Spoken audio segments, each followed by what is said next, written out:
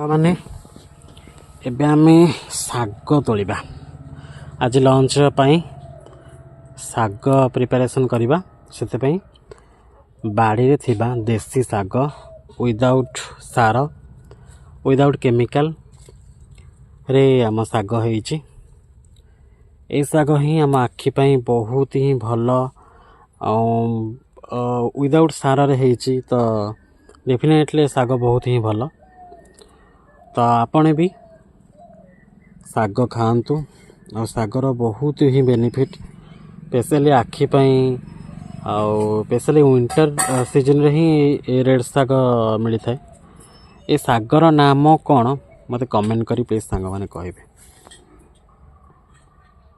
ଦେଖନ୍ତୁ କେତେ ଗୁଡ଼ିଏ ଶାଗ ହେଇଛି ଆମର। ଜଲ୍ଦି ଜଲ୍ଦି କମେଣ୍ଟ କରି କୁହନ୍ତୁ ଏ ଶାଗର ନାମ କ'ଣ। ଆଉ ଆପଣ ବି ଆପଣଙ୍କ ବାଡ଼ିରେ ଏଇ ଶାଗ ଅମଳ କରି ଖାଆନ୍ତୁ। ଯେତେ ପାରୁଛନ୍ତି ବଜାର ଜିନିଷଠୁ ଆଭଏଡ଼୍ କରନ୍ତୁ, ବିକଜ୍ ସେ ସବୁ କେମିକାଲ ମିଶା।